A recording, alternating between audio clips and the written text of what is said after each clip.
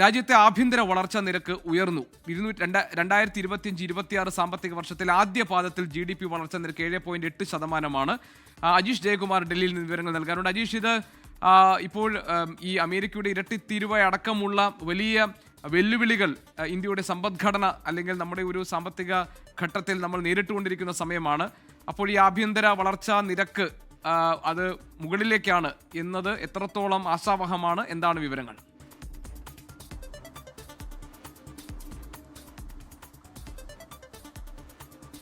GK, എന്തായാലും ആശാവഹമായിട്ടുള്ള ഒരു റിപ്പോർട്ടാണ് ഇപ്പോൾ പുറത്തു വരുന്നത്. പക്ഷേ അമേരിക്ക ഈ തീരുവ പ്രഖ്യാപനം അതിന്റെ അത് യാഥാർത്ഥ്യമാകുന്നതിന് മുമ്പുള്ള കണക്കുകളാണിത്. 2025-26 സാമ്പത്തിക വർഷത്തിലെ അതിന്റെ ഈ ആദ്യ പാദം, അത് ഏപ്രിൽ മുതൽ ജൂൺ വരെയുള്ള കണക്കുകളാണ്. അതിന്റെ ആദ്യ പാദത്തിലെ സാമ്പത്തിക വളർച്ചാ നിരക്കാണ് ഇപ്പോൾ പുറത്തു വന്നിരിക്കുന്നത്. 7.8% വളർച്ചയാണ് ഈ ആദ്യ പാദത്തിൽ ഇന്ത്യ കൈവരിച്ചിരിക്കുന്നത്. 6.7% വളർച്ച കൈവരിക്കുമെന്നായിരുന്നു വിവിധ റേറ്റിംഗ് ഏജൻസികൾ അടക്കം ഉള്ളവർ കണക്കാക്കിയിരുന്നത്. കഴിഞ്ഞ വർഷം ഇതേ സമയം ആദ്യ പാദത്തിൽ 6.5% മാത്രമായിരുന്നു വളർച്ചാ നിരക്ക്.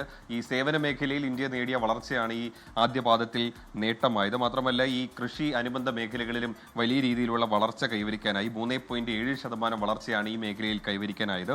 അതേപോലെ തന്നെ ഈ നിർമ്മാണ മേഖലയിലും കൺസ്ട്രക്ഷൻ ഉൽപാദന മേഖലയിലും വലിയ രീതിയിലുള്ള വളർച്ച കൈവരിക്കാനായി 7.7%, 7.6% വീതം വളർച്ച ഈ മേഖലയിൽ കൈവരിക്കാനായി. പക്ഷേ ഒരു തിരിച്ചടി ഉണ്ടായിട്ടുള്ളത് ഖനന മേഖലയിലാണ്. ഇത് വളർച്ച കുറഞ്ഞിട്ടുണ്ട്. -3.1% ഈ ഖനന മേഖലയിൽ ഉണ്ടായ തിരിച്ചടി. മാത്രമല്ല ഊർജ്ജ ഉൽപാദന മേഖലയിൽ നേരിയൊരു പുരോഗതിയുണ്ട്. 0.5% ഈ വൈദ്യുതി, വാട്ടർ സപ്ലൈ, ഗ്യാസ് പോലുള്ള ഊർജ്ജ മേഖലയിൽ ഉണ്ടായ വളർച്ചാ നിരക്ക്. എന്തായാലും ഈ അമേരിക്കയുടെ തീരുവ പ്രഖ്യാപനം വന്നതിന് ശേഷം വലിയ ഒരു സാമ്പത്തിക ഞെരുക്കത്തിലേക്ക് പോകുമെന്നുള്ള അഭ്യൂഹങ്ങൾ നിലവിലുണ്ട്. എന്തായാലും അത് അടുത്ത പാദത്തിലായിരിക്കും ഇന്ത്യയുടെ സാമ്പത്തിക മേഖലയെ എങ്ങനെ ബാധിക്കുമെന്ന് നമുക്ക് മനസ്സിലാക്കാൻ സാധിക്കുക.